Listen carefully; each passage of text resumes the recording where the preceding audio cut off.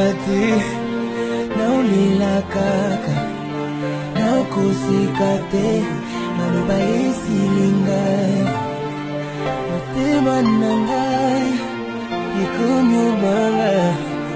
J'ai ainsi prié et nous disons Amen. Amen. Est-ce qu'on peut acclamer les rois des rois? Est-ce qu'on peut les faire bouger? Est-ce qu'on peut acclamer Jésus? Alléluia. Amen. Je bénis le Seigneur pour cette grâce, pour cette opportunité. Ce n'est pas donné à n'importe qui, mais le Seigneur nous a fait grâce de nous retrouver encore ce soir pour partager la parole du Seigneur.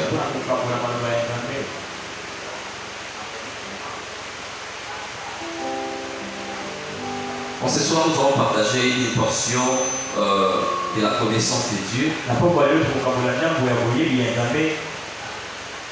Je bénis le Seigneur pour l'homme de Dieu, le prophète Samuel, pour cette marque de confiance renouvelée, afin que nous puissions nous tenir devant votre auguste personne. Nous bénissons le Seigneur pour cette grâce. Et en ce soir, nous allons partager un thème très important. Lorsque l'homme de Dieu m'a interpellé le matin, il m'a donné les thèmes. Il m'avait expliqué les pourquoi de ces thèmes. Il m'a dit que nous sommes en train de tendre vers la fin de l'année. Il est très important pour le peuple de Dieu de connaître ses précisions. Je voulais vraiment commencer à l'heure parce que c'est un enseignement qui demande beaucoup de martèlement. Alléluia. Amen. Je suis dans le livre des 2 Corinthiens, le chapitre 9. Le verset 1 à 14. Vous allez vous lever pour honorer la parole du Seigneur. Je vais lire les premiers versets et vous allez vous asseoir. Il est superflu que je vous écrive touchant l'assistance destinée aux saints. Asseyez-vous, merci. L'apôtre Paul dit aux Corinthiens, il est moins important pour moi de vous écrire encore concernant les assistances aux saints. Concernant les dons que vous devez donner aux hommes de Dieu. Il est plus important que j'écrive encore des lettres là-dessus. Je connais en effet votre bonne volonté. Alors moi aussi je reconnais la bonne volonté de la LCP, dont je me glorifie pour vous auprès des Macédoniens, en déclarant que l'Achaïe est prête depuis l'année dernière. Vous êtes interprété. En déclarant que l'Achaïe est prête depuis l'année dernière, et ces aides de notre part à stimuler le plus grand nombre. J'envoie les frères afin que l'éloge que nous avons fait de vous ne soit pas réduit à néant sur ces points-là, et que vous soyez prêts comme je l'ai dit. Je ne voudrais pas, si les Macédoniens m'accompagnent et ne vous trouvent pas prêts, que cette assurance tourne à notre confusion pour ne pas dire à la vôtre. J'ai donc jugé nécessaire d'inviter les frères à se rendre auparavant chez vous et à s'occuper de votre libéralité déjà promise,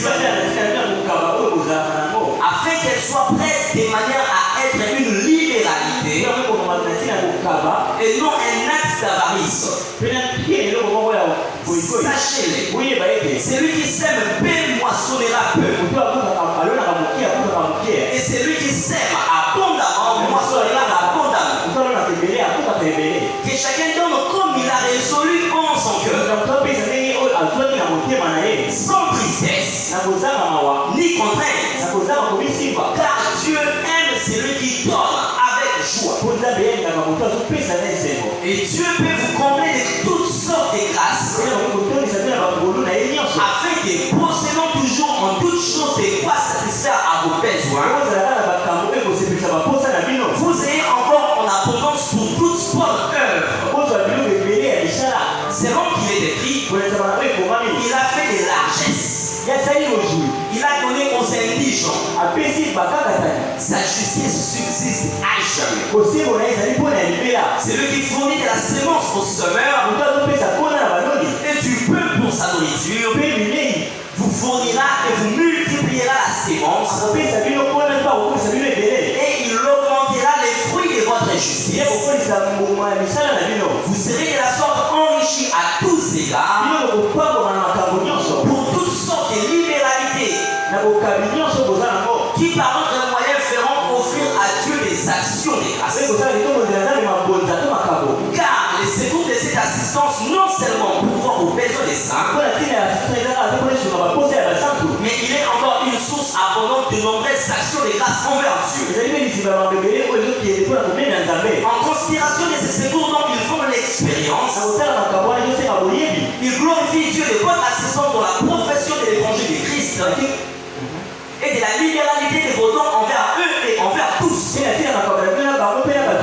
Ils prient pour vous. Et ils prient pour vous parce qu'ils vous aiment à cause de la grâce éminente que Dieu vous a faite. Tout un passage des 14 versets parlant de la libéralité, parlant du fait que les hommes doivent donner, parlant du fait que les hommes doivent assister les saints. Le thème de ce soir, la dîme, l'action des grâces, prémisse et l'offrande. La dîme, l'action des grâces, les prémices et l'offrande. Ce sont des choses que nous connaissons. Parlant de la dîme, nous connaissons ce que c'est. Nous ne connaissons pas ça seulement par rapport à la définition que nous avons lue dans les dictionnaires. Mais nous la connaissons plus parce que c'est un acte que nous posons. Les chrétiens savent la dîme par rapport à ce qu'ils font et non de ce qu'ils connaissent.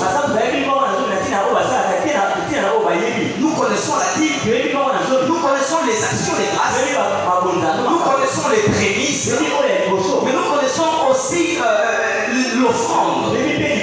Parce que ce sont des choses qui réunissent la vie chrétienne. En ce soir, je vais essayer de donner les petits points. Vous allez ajouter ces petits points dans les nombreux que vous avez eu.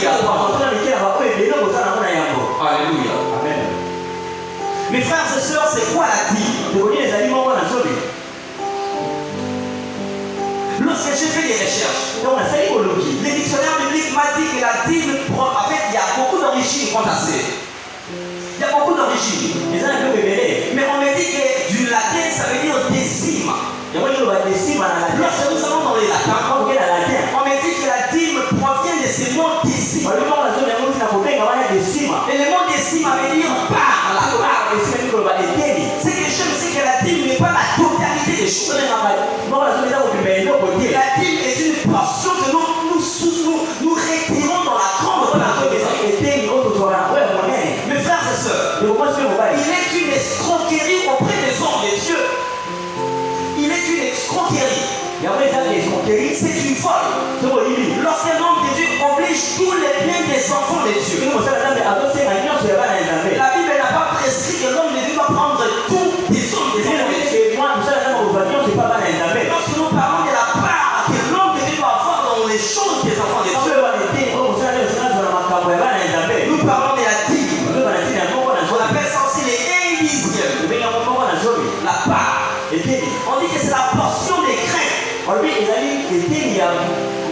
La portion des grains, des vins, des fruits qui s'est payé à l'église ou au Seigneur seigneur du lieu. Et c'était un acte qui se faisait régulièrement. Ça, c'est la dîme. Mais ça, c'est quoi l'action des grâces? L'action des grâces, c'est la manifestation de la reconnaissance par rapport au bienfait vécu. L'action des grâces, c'était l'acte que l'homme posait et qui démontrait que cette personne a vécu un bienfait. Mais surtout un bienfait provenu de l'Éternel. Lorsque c'est l'Éternel qui faisait un bienfait à une personne, la personne était censée remettre à l'Éternel une action des grâces. Mais frère, c'est quoi les prémices? Les prémices, c'était l'expression naturelle de la reconnaissance envers Dieu, auquel les hommes devaient à Dieu les premiers fruits de la récolte. La différence qui existe entre la dîme et les prémices, c'est que la dîme était les 1/10 de ce qu'on récoltait. On les faisait régulièrement. Tandis que les prémices, c'était la première récolte. Lorsque j'entreprends une chose, lorsqu'on engage dans une entreprise, la première récolte de cette entreprise-là, l'Éternel avait recommandé aux Israélites d'aller les remettre vers Dieu. Les premiers fruits de ta récolte, tu n'auras pas le droit de les manger. Tu dois aller les remettre vers celui qui t'avait donné ces choses. C'est ça, c'est qu'on appelait les prémices. Et c'est quoi une offrande? C'était un sacrifice qui est juste donné devant Dieu et qui était resté une loi instituée par Dieu. L'Éternel avait obligé aux enfants d'Israël qu'à chaque moment qu'ils se présenteraient auprès de l'Éternel, qu'ils apportent les offrandes. La Bible le dit clairement qu'on ne se présentera pas à même vide devant l'Éternel. Alors c'est donc qu'on apportait régulièrement devant Dieu. À chaque moment qu'on avait rendez-vous avec Dieu, on appelait ça les offrandes. As-tu apporté ton offrande aujourd'hui? Alléluia. Amen. À chaque moment qu'on avait rendez-vous avec Dieu, les hommes étaient obligés d'apporter l'offrande. Alléluia. Amen. Mes frères et sœurs, je vais vous présenter les 3 objectifs de cet enseignement. Le premier objectif de cet enseignement, c'est de nous apprendre les quelques préalables à respecter étant enfant de Dieu avant d'arriver à donner. Vous avez remarqué quelque chose? Et la dîme, et l'offrande, et les prémices, et les actions de grâce, toutes ces choses sont réunies par le fait qu'on doit donner. Mais mes frères, vous devez savoir que les donner n'a pas de sens lorsqu'on n'a pas respecté les quelques préalables. Les donner a plus de sens lorsqu'on avait respecté ce qu'on doit faire avant de donner. Vous devez savoir qu'il y a certains préalables que l'homme doit respecter avant qu'il ne puisse tendre sa main pour donner. Dans Matthieu chapitre 23, le verset 23, Jésus-Christ parla aux pharisiens et aux scribes. Il dit: vous êtes des hypocrites, parce que vous savez donner la dîme de la menthe, la cumine et les restes. Vous êtes aussi religieux à donner les choses, mais vous négligez ce qui est le plus essentiel. La justice. Vous ne savez pas faire justice aux gens. Vous êtes des hommes méchants. Vous êtes des gens qui insultent les autres. Vous condamnez les innocents, mais vous êtes forcément à donner. Mais frère, celui qui donne sans respecter les préalables n'a pas donné. Vous savez que je suis là. Tu peux m'apporter l'argent parce que je n'ai que tes yeux. Parce que je n'ai que tes yeux. Je vais prendre cet argent et t'aimer. Tu m'as tué en fait. Tu m'as donné un don pour me flatter. Mais le Dieu que nous servons, il est le Dieu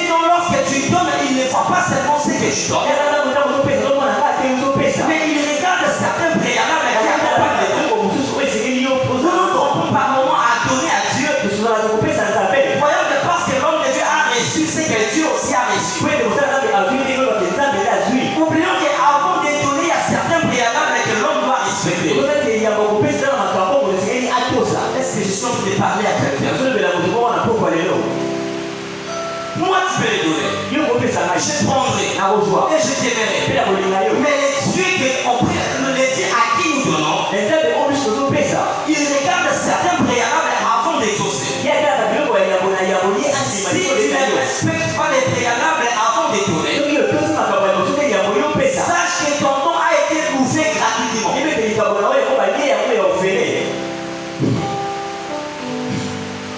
Alléluia. Amen. Le deuxième objectif, c'est de nous apprendre les bénédictions attachées aux données, mais surtout au bien donné. Mes frères et sœurs, ce qui est le plus essentiel, ce n'est pas seulement de donner. Parce que s'il fallait être important parce qu'on donne, je vous assure qu'il y a plusieurs personnes qui donnent. Mais devant Dieu, ce qui est important n'est pas seulement de donner, mais de bien donner. Comme pour dire, on peut donner et mal donner. Combien de fois tu avais donné? Est-ce que tu avais bien donné? Oui, Caïn aussi avait donné. Mais est-ce qu'il avait bien donné? Ah, je veux me formaliser s'il vous plaît. Ce n'est pas parce que l'homme de Dieu a reçu ton argent que tu as exaucé. Écoutez, vous savez que dans les entreprises publiques, ils ont des chambres dans lesquelles il y a beaucoup de CV déposés. Est-ce que tous ces gens ont reçu le boulot? Qui t'a dit que parce que le CV a été reçu, que tu avais reçu le boulot?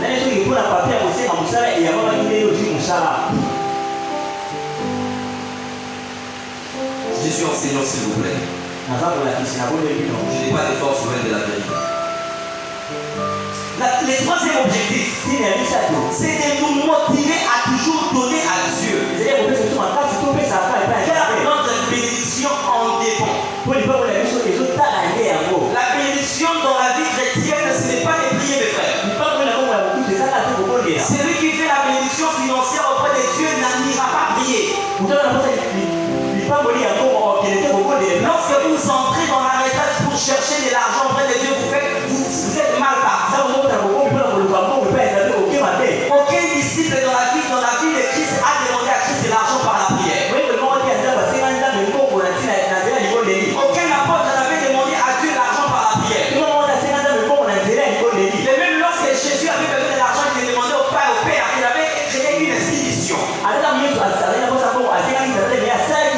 Le secret de la bénédiction financière dans la vie chrétienne, c'est dans ce que nous donnons à Dieu. Mes frères et sœurs, nous allons partager ces 5 vérités sur les thèmes. Je pense que ça va t'aider.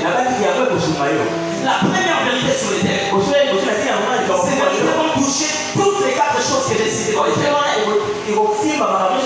La première vérité, aucun humain ne peut ni vilipender,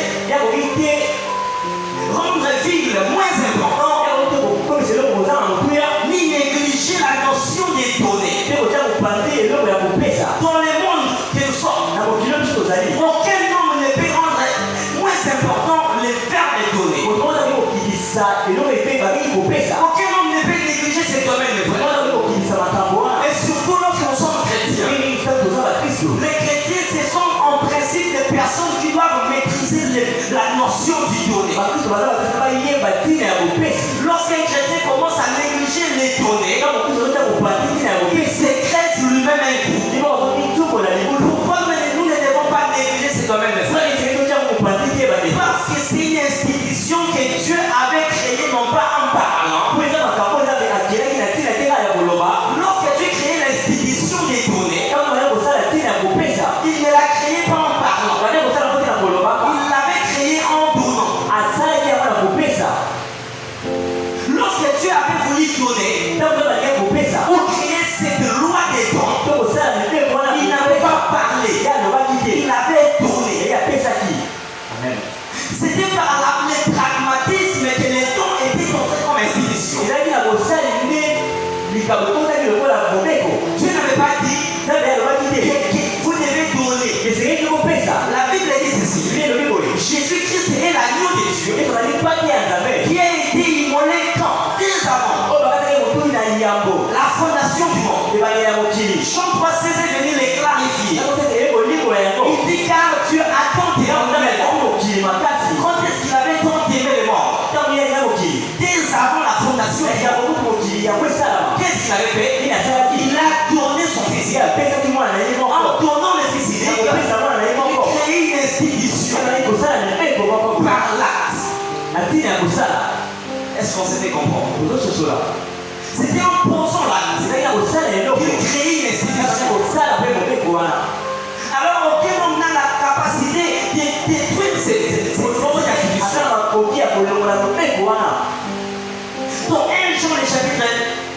Dans Jean le chapitre 10, le verset 11, écoutez ce que Jésus dit. Le bon berger, c'est celui qui sait donner sa vie pour ses brebis. C'était fort. Lorsque tu estimes un berger, il ne te limite pas seulement à parler, mais arrive à avoir la capacité de te donner pour tes brebis. Lorsque tu arrives à te donner pour tes brebis, on estime que tu es devenu un bon berger. Mes frères et sœurs, dans Jean le chapitre 21, Jésus-Christ était face à Pierre. Il dit à Pierre, est-ce que tu m'aimes? Pierre répondra, je t'aime. Non, Pierre ne comprenait pas ce que Jésus dit. Jésus lui dit, paie mes brebis. Je t'aime. Je dois perdre les brebis. Je pense que pour la première fois, Pierre a dit, bon d'accord, je paierai des brebis. Mais pour la deuxième fois, Jésus l'a encore appelé. Pierre, est-ce que tu m'aimes? Paie mes brebis. Pour la troisième fois, paie mes brebis. Ça commençait à changer les connotations. Si je l'aime, je dois perdre ses brebis. À la troisième fois, ça a sonné différemment. Pierre a compris de quoi est-ce que Jésus parlait. Lorsqu'il me parle de perdre les brebis, cela veut dire qu'il m'oblige d'être un bon berger. Alors un bon berger n'est pas seulement celui qui parle, mais celui qui donne sa vie pour ses brebis. Perdre que Jésus parlait n'était pas le fait de nourrir, mais de se donner pour. C'est pourquoi parce que vous descendez. La Bible dit après ces paroles, Jésus montra à Pierre comment est-ce qu'il mourrait. Cela veut dire Jésus a institué les dons parce qu'il était un don. C'est pourquoi nous les sommes pour démontrer l'amour que nous avons envers les autres et envers Dieu. Nous devons apprendre à donner. Pourquoi je parle du verbe donner? Parce que mes frères, l'amour, il y a beaucoup de verbes dans les mots. Mais il y a un verbe que j'aime beaucoup. C'est le verbe aimer. Le verbe aimer est le verbe qui manque l'action directe.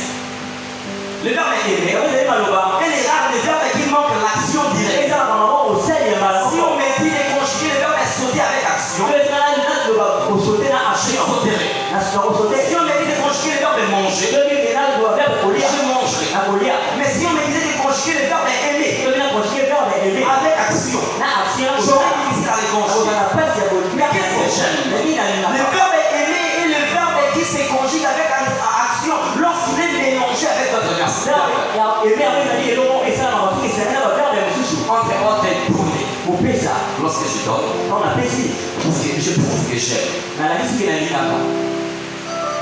deuxième vérité, mes frères, il est important de souligner que nous les chrétiens, nous donnons à Dieu avec les cœurs. Lorsque nous donnons à Dieu, nous donnons avec le cœur. Mais s'il faut donner pour Dieu, nous donnons avec les mains.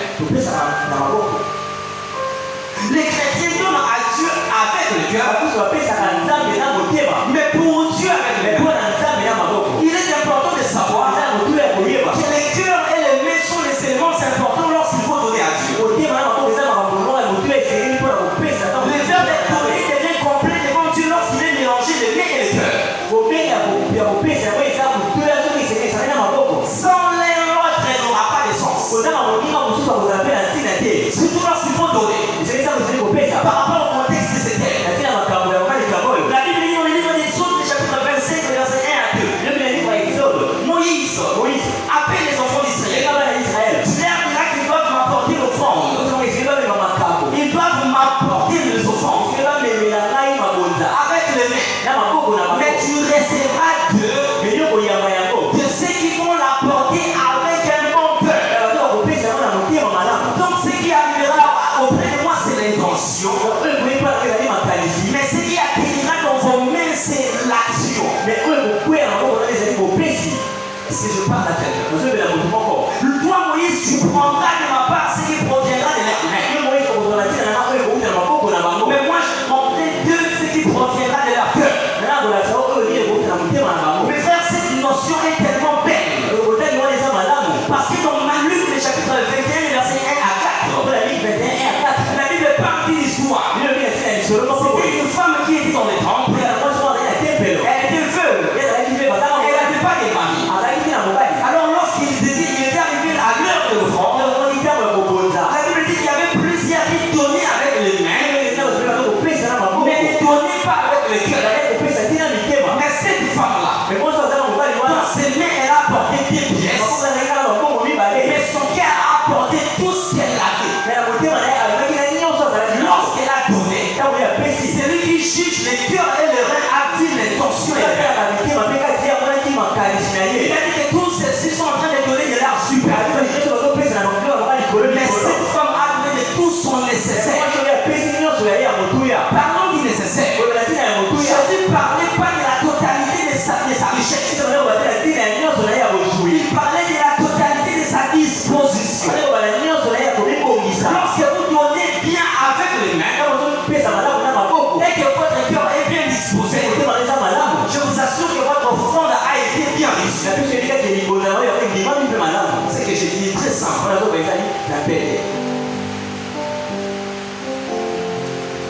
C'est pourquoi ton Genèse, chapitre 22, verset 9 à 10, Jésus clair, l'Éternel dit à Abraham, Abraham, va m'offrir ton fils. Abraham est parti. Abraham est allé sur la montagne.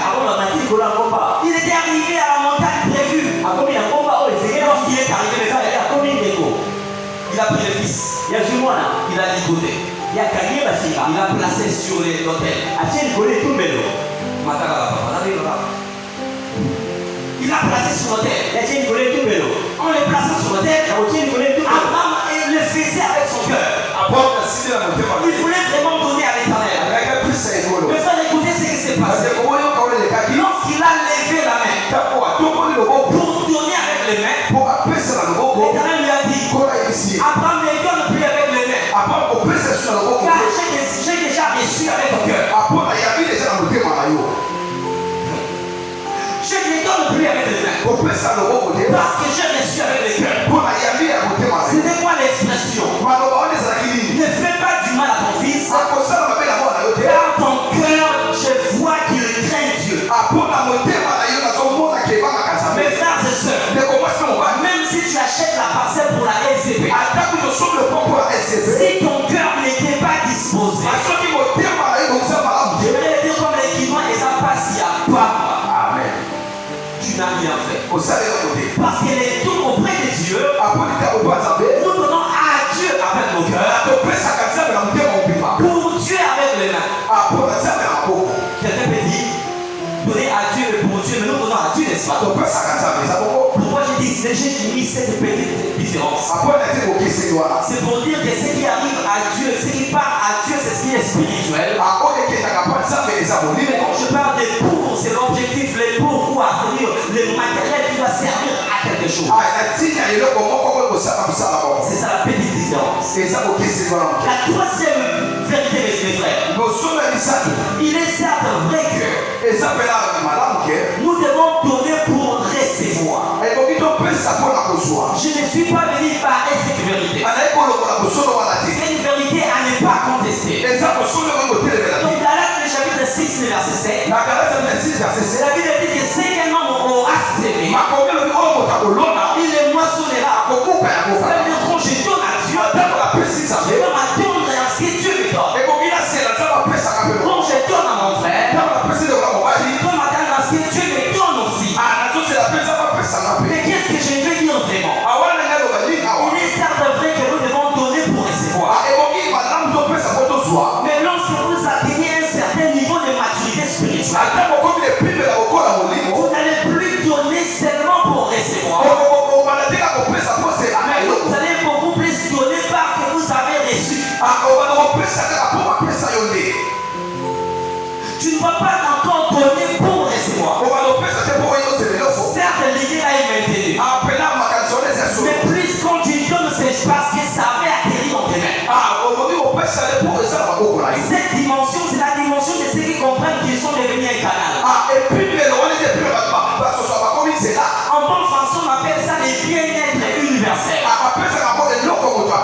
Je conçois que tout ce qui atterrit dans mes mains, c'est pour les autres. Lorsque Dieu place quelque chose dans mes mains, j'enlève ma part. J'enlève la part directe de Dieu. Et le reste, c'est pour les autres. Je m'organise, mais j'organise aussi les autres. Nous donnons certes pour recevoir, mais à un certain niveau, on commence à donner non pas pour recevoir, mais parce qu'on a encore reçu. Parce que j'ai reçu, je l'ai transmis. Donner. Mais aussi de la qualité de ce qui était donné. Aujourd'hui, nous négligeons la qualité des choses. Alors que Dieu reçoit tout. Et c'est ça qui fragilise nos offrandes. Ça fragilise nos dons à Dieu.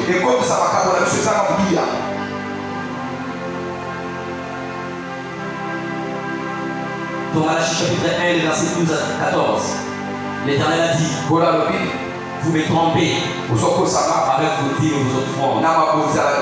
Vous dites que la table de l'Éternel est méprisable. Vous déposez dessus ma table et n'importe quoi. C'est pourquoi vous êtes maudits. Qu'est-ce que tu donnes à Dieu? Le point A.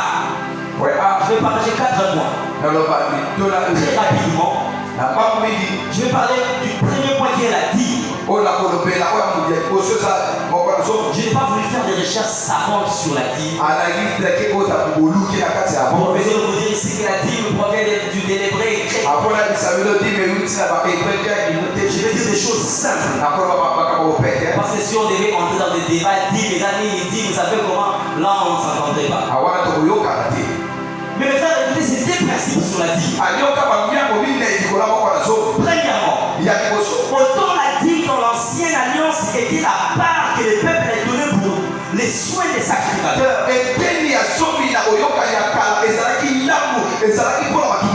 Lorsque le peuple a donné la dîme dans l'ancienne alliance, c'était la part de leur bien qu'ils donnaient pour les soins des sacrificateurs. Mes frères et sœurs, celui qui ne donne pas la dîme ne s'occupe pas des hommes de Dieu. Les hommes, vous voyez combien les hommes de Dieu souffrent. Ils se disent, nous devons seulement prier pour eux. Mes frères, sans la dîme, les hommes de Dieu ne vont pas s'organiser.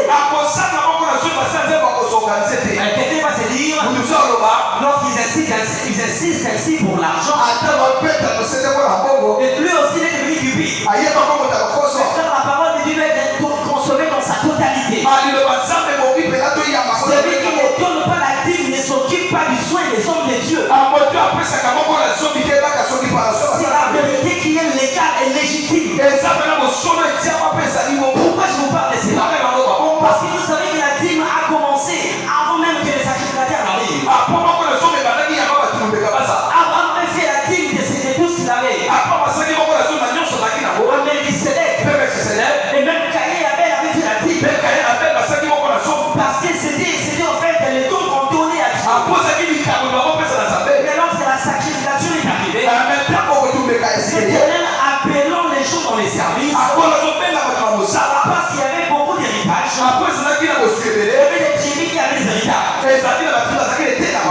Judas, pour les tribus avec les héritages. Il y avait un enfant de Jacob qui s'appelait Lévi. Parmi les enfants de Lévi, nous avons retrouvé un enfant dans des Aaron. C'est lui et sa descendance qui s'occupaient de la sacrificature. Ils étaient des serviteurs de l'Éternel à temps plein. L'Éternel les avait choisis pour qu'ils travaillent pour l'Éternel, au profit du peuple de l'Éternel. Alors l'Éternel dira à Aaron, lorsqu'on sera en train de distribuer les héritages, toi tu n'auras pas ta part, ta progéniture n'aura pas aussi les parts. Parce que moi l'Éternel, je serai votre possession. Je serai ce que vous aimerez avoir. Lorsque je vous aimerai avoir, vous aurez besoin de l'argent. Moi l'Éternel, je me ferai l'argent. Lorsque vous aurez besoin de vêtements, de moi l'Éternel, je me ferai ce que vous voudrez. Mais juste après que l'Éternel a terminé de dire ça, l'Éternel dit maintenant que vous saurez dans tout ce qui sera donné la dîme. Vous allez commencer à souscrire la dîme dans tout ce qui sera donné. Vous allez manger à l'hôtel. Les gens vont vous apporter la dîme. Vous en mangerez parce que c'est votre droit. Alors lorsque nous sommes venus dans le Nouveau Testament, les principes de la dîme n'étaient vraiment pas trop mentionnés. Dire explicitement que nous devons apporter la dîme n'est pas mentionné. Mais à l'idée de la Bible, mes frères, la Bible dit ceci dans le livre de Galates, chapitre 6, verset 6. Que celui à qui l'on enseigne la parole, que celui à qui l'on enseigne la parole, fasse part de tous ses biens à celui qui l'enseigne. C'est comme une dîme. Parce que celui qui fait ce travail, c'est le travail pour lequel l'Éternel a consacré. Alors parce qu'il n'est pas parti au bureau pour aller travailler, il est placé ici pour t'enseigner. Comme les sacrificateurs, tu dois faire part de tes biens à celui qui t'enseigne. Alors ce que tu as apporté va lui servir à répondre à ses besoins. Dire ça, c'est aussi être équipé.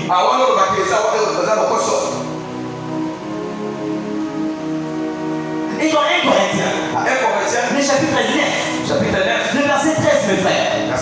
Écoutez ce que la Bible dit. Ne savez-vous pas que ceux qui remplissent les fonctions sacrées sont nourris par les temples, mes frères?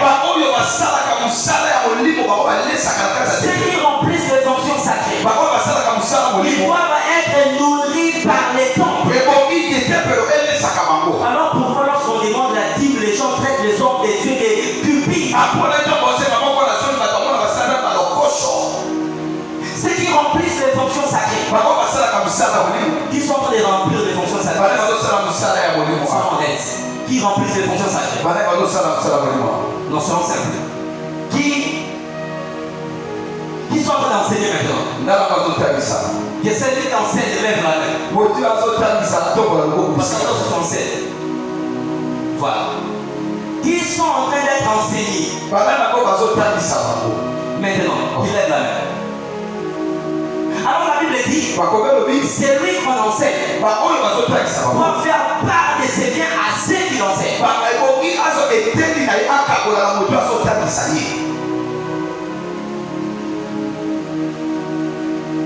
Ne savez-vous pas que ceux qui remplissent les fonctions sacrées sont nourris par les temples? Que ceux qui servent à l'autel, on part à l'autel. Ce n'est pas la Sainte Seine de dimanche. La Sainte Seine passée là. On a terminé. On était ici entre serviteurs de Dieu. On nous a réunis pour manger le reste de de la Sainte-Seine. Une sœur était là, elle a dit elle va aussi manger. Je lui ai dit tu veux prendre part à l'hôtel. Est-ce que tu sers à l'hôtel?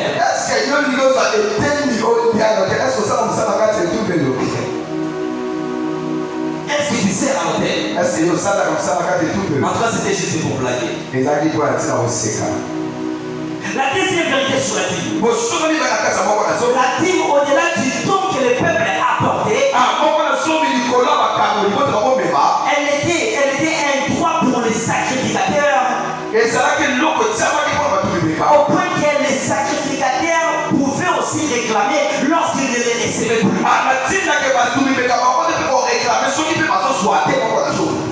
Aujourd'hui, je m'imagine un certain devait venir réclamer la dîme chez toi. Les dates d'aujourd'hui, vraiment. C'est écrit où? C'est un droit. Ils sont des dieux. Ils en ont les pleins droits.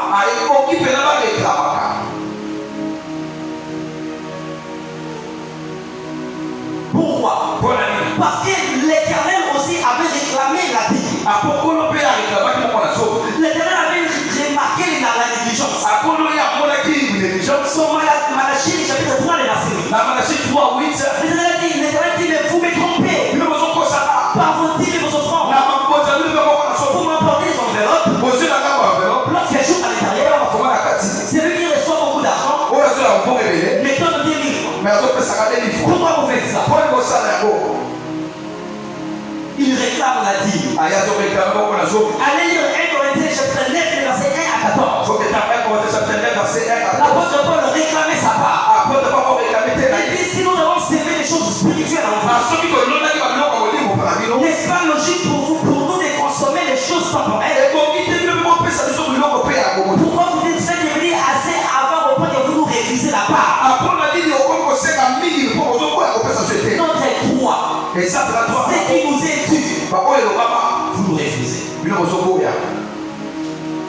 Il est même aberrant aujourd'hui de voir les chrétiens dire c'est passé à la pièce qu'il fait nous montrer. Mais il s'est nourri de notre offrande, n'est-ce pas? Wow. Il s'est nourri de nos offrandes. Si on a arrêté de lui donner, comment va-t-il subsister? Ça fait mal. C'est comme quelqu'un qui dirait au ministre, par exemple à un DG d'une entreprise, qu'est-ce qu'il veut faire voir? Il s'est nourri de l'argent de l'État. C'est parce qu'il sert l'État. Un homme de Dieu qui mange la dîme, c'est parce qu'il sert Dieu. Pour toi.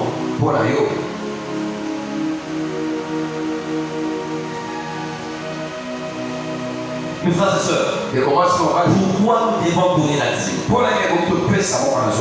J'ai circonscrit toutes les réponses en deux scènes. Premièrement, nous devons donner la dîme parce que c'est un acte de reconnaissance au Créateur de celui qui a donné la sémence au Seigneur.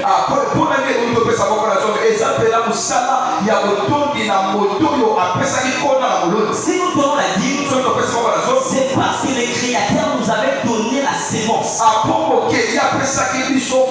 La dîme, premièrement, c'est un acte de reconnaissance. Parce que j'étais allé s'aimer. La terre sur laquelle j'allais s'aimer n'était pas mienne. N'était pas la mienne. C'était la terre d'un Dieu. Lorsque je s'aimais, ça m'a donné des résultats. Alors par la reconnaissance à la personne qui est la propriétaire de ceci, j'ai soutenu une part que cette personne avait prescrite. Je parle de lui remettre pour lui dire merci parce que tu m'avais donné la sémence. J'avais semé sur ta terre. Ta terre avait répondu. C'est pourquoi j'apporte la part de ce que j'ai récolté vers toi. C'est un acte de reconnaissance. Comment donnons la dîme? L'idée n'est pas seulement la multiplication comme nous explique. C'est pourquoi plusieurs personnes se disent, parce qu'on a seulement enseigné que la dîme c'est pour la multiplication. Bon, d'abord, moi je vais manger ma dîme, je vais me battre moi-même. Écoutez mon Dieu, on commence à expliquer au peuple de Dieu seulement que la dîme c'est pour la multiplication. Il y a des gens qui bouffent la dîme, mais bon, ils ne donnent pas la dîme, mais ils sont prospères. Nous devons enseigner le pourquoi de la dîme. Disons premièrement que c'est un acte de reconnaissance à celui qui a donné. Le propriétaire des cieux et de la terre. Parce que s'il fallait dire que c'est pour la multiplication, il y a des ceux qui se multiplient sans donner la dîme. Est-ce que j'ai mort? Quand je t'ai donné la dîme, la première idée, merci parce que la sémence que tu m'avais donnée a poussé.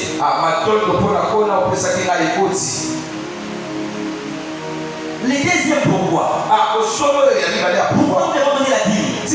Parce que la dîme est un acte de foi. C'est-à-dire, on a besoin. On vient auprès de Dieu pour lui dire, tu reçois ceci, je te donne ceci, parce que je crois qu'en te remettant la part de ce qui avait poussé, j'aurai la suite. Je crois que lorsque je soutiens une part de cette récolte, je remets ça à toi. Tu vas multiplier les fruits de mes mains. C'est un acte premièrement de reconnaissance. Deuxièmement, c'est un acte de foi. Au-delà de tout ce qu'on peut dire sur ça, acte de reconnaissance et de foi. Je crois que si je te donne la part de mes biens, tu seras le protecteur de mes biens.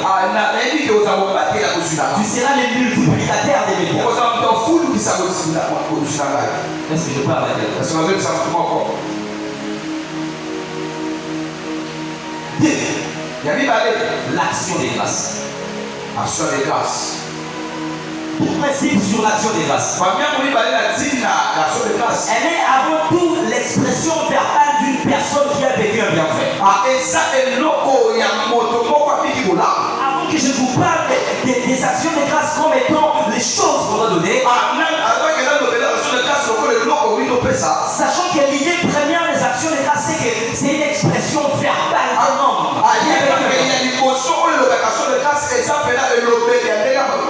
Autrement, on appelle les actions de grâce la louange. C'est l'expression d'une personne qui a vécu un bienfait. Hébreux 13:15. Par lui, offrant sans cesse à Dieu un sacrifice de louange.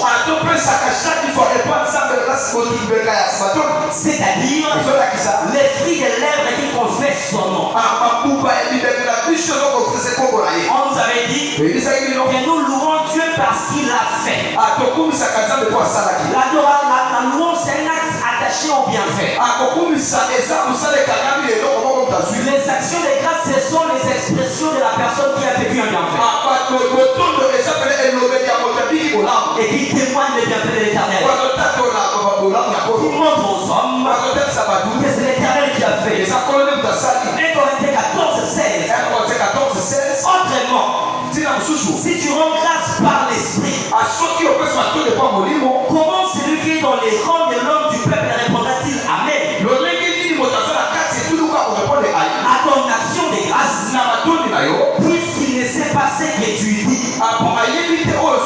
Cela veut dire l'action de grâce, c'est tout d'abord ce que nous disons à Dieu. Merci parce que tu as fait ceci. Merci parce que tu m'as guéri. Merci parce que tu m'as épargné. Le premier aspect des actions de grâce. Mais le deuxième, juste après cette idée de parler, l'action de grâce est un don matériel que l'on donne à Dieu par ses serviteurs.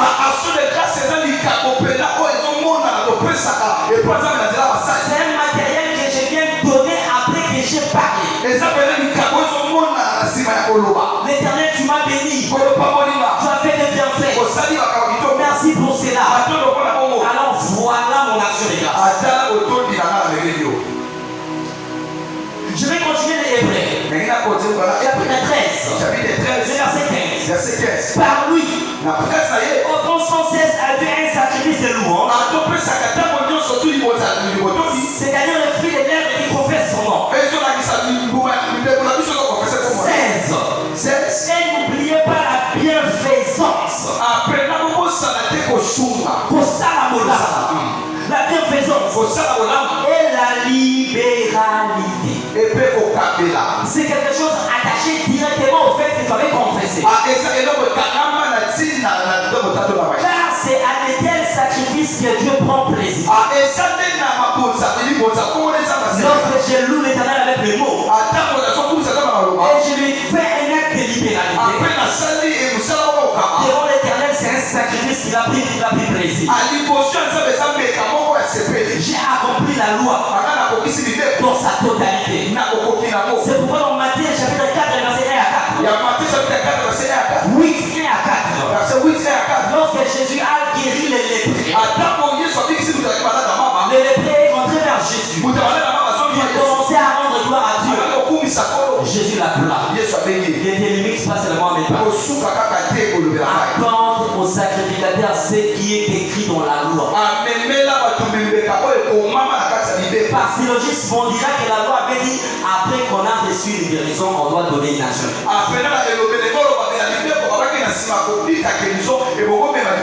Mais ça, pourquoi nous devons donner l'action de grâce? Premièrement, parce que nous avons cru que ce que nous avons eu ou vécu provient de Dieu. J'ai cru que ce que j'ai vécu, c'est Dieu qui l'a fait. J'ai cru que ce que j'ai vécu, c'est l'Éternel qui l'a organisé. C'est pourquoi je rentre vers l'Éternel pour lui faire mes actions de grâce. Jacques le chapitre 1, le verset 17.